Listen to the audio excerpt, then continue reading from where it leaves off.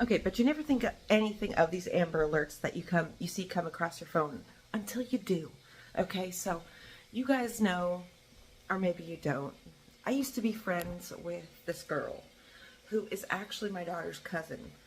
Um, she is my daughter's cousin, yeah, a birth cousin. Um, she was basically like my niece, but I was closer in age to her than I was anybody else, even though her and I were 5.5, 6 years apart. Um, we we were so close, and her mom, like, I came into the family when I was 18 and she was 13, and she was 13 years old, and basically right away, as soon as Travis is my ex-husband, Allison's dad, as soon as him and I moved down here, his sister basically like leaned on us for help, which is understandable because like we were the only ones here at the time. She had 3 kids and she was a single mother. She was doing a great job as a single mother, but and Ashley's dad is an alcoholic, a super bad alcoholic who actually he actually lived with us for for a while, way back in like 2007.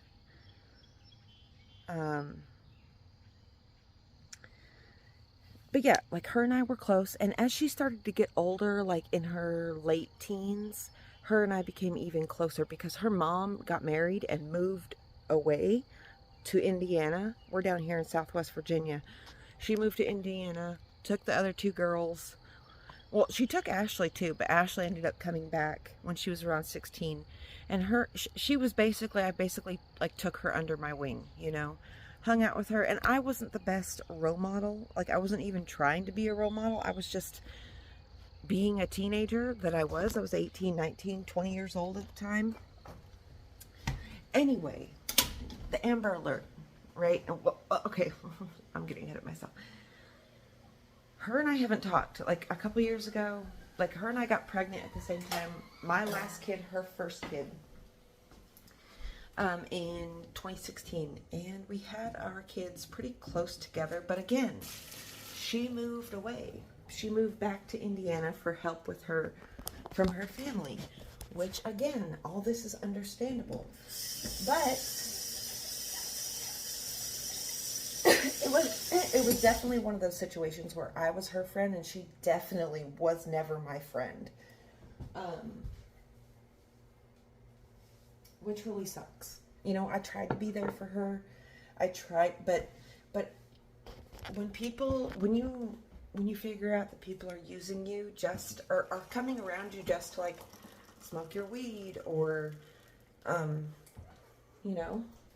use your money or whatever they're doing, coming over and using your Wi-Fi, eating your food, just coming over and like having my house be her safe space or like her place to chill, and she would never contribute in any way, and I would always give her chance after chance. And I'm just the type of person who, like, I want to see everybody comfortable. I'm like a Libra. I am a Libra, so I can't help but like be fair in every situation. I've gotten better as I've gotten older, and I've realized I didn't have to like go above and beyond to like keep people happy. That's their job.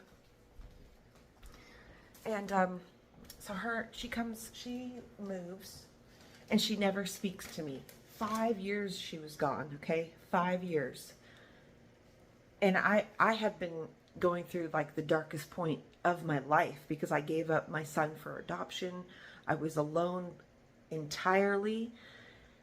I went through a really bad depression. It was just terrible. And she never ever reached out. She never called. She never talked to me. She never texts me. And then one day she just pops up back at my house. 5 years later, she pops back up at my door. And of course, I'm gracious, so I let her in and I have a conversation with her because I had been feeling all of these feelings of betrayal and, you know, feeling like I was backstabbed.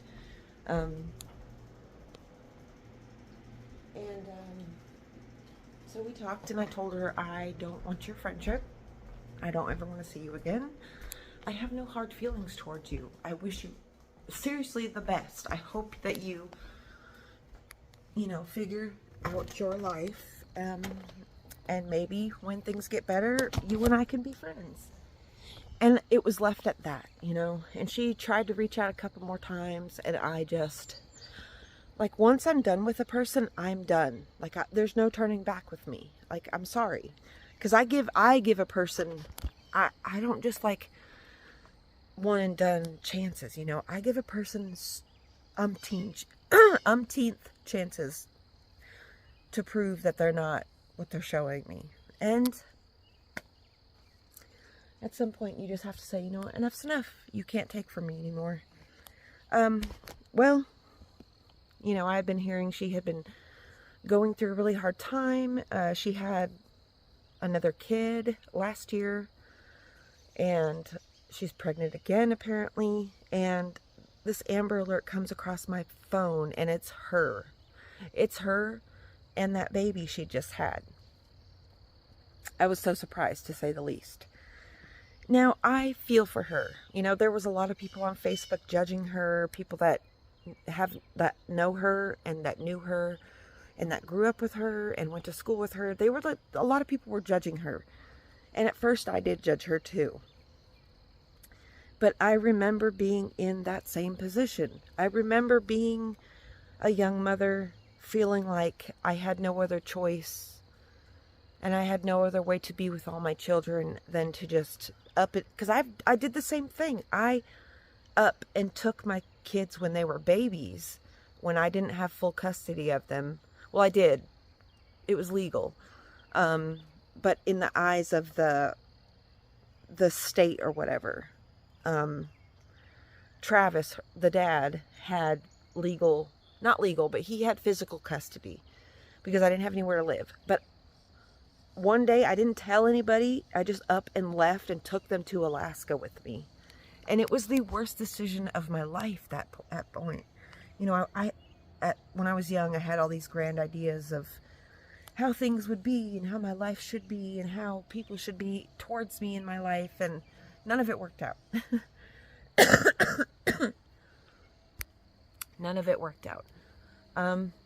But you know, she abducted her baby because she doesn't have custody of her son, apparently. But I remember that being in her position and having nobody helping me and nobody guiding me. It was hard. And I too faced a lot of judgment.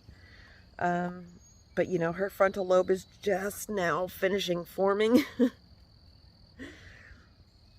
You know, I really wish I could be there for her, but I can't. I cannot be there for her. Like, I don't want to extend my hand to somebody who proved that they were never my friend. You know, as bad as I feel for her and as much as my heart goes out to her, I just can't do it. Now, I wish people around her would stop enabling her, like, you know, Nana, enabling her, buying her a new Lexus, you know, when she is clearly not doing well. And you go and buy her, and you just pay for everything, and you just continue to bail her out of jail, and you continue, like, if you never let somebody land in those hard spaces, they're never gonna fucking figure out how to come up from it. Like, seriously, you rob people of personal growth when you are always catching their fall. And I know it seems harsh, and I know it seems mean, but like, if you've been through really hard struggles, you know that those struggles bring profound insight and change to your life. So when you prevent somebody from hitting rock bottom and like sitting in jail and, you know, doing all that stuff, you prevent them from growth.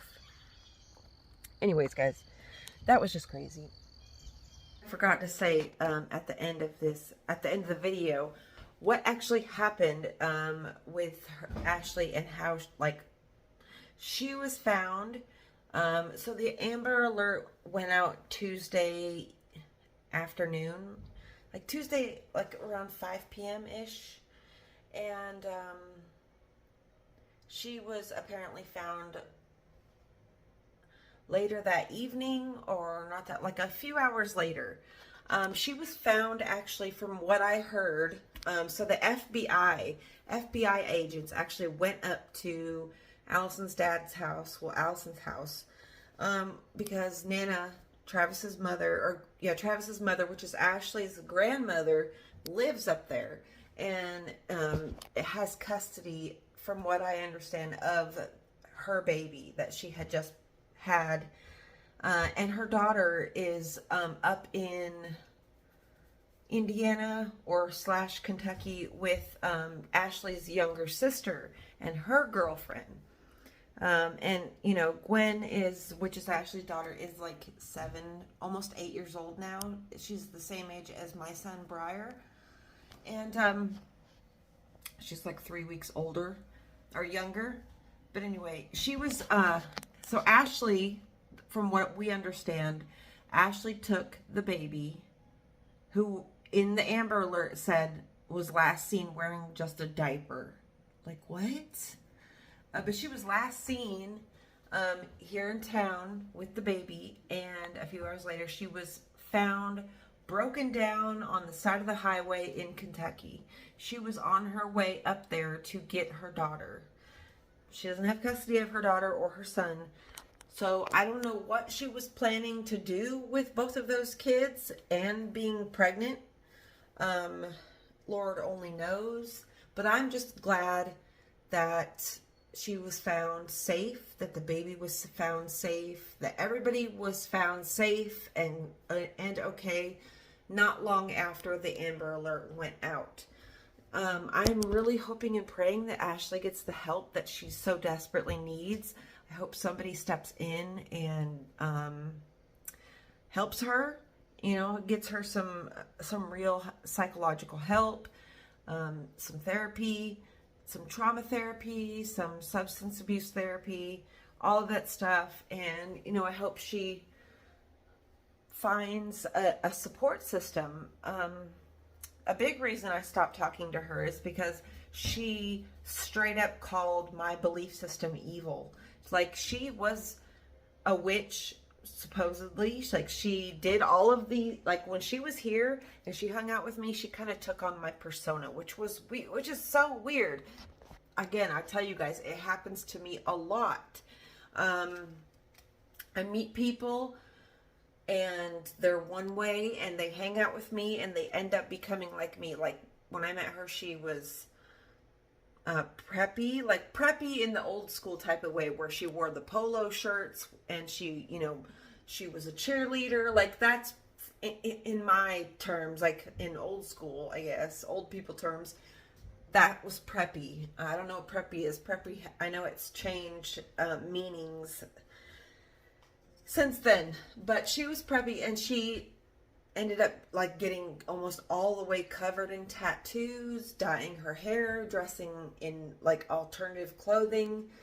And then when she moved away and came back, she was supposedly like a Christian, and like she was calling everything that I was doing evil. Like, it was, and I was like, you know what?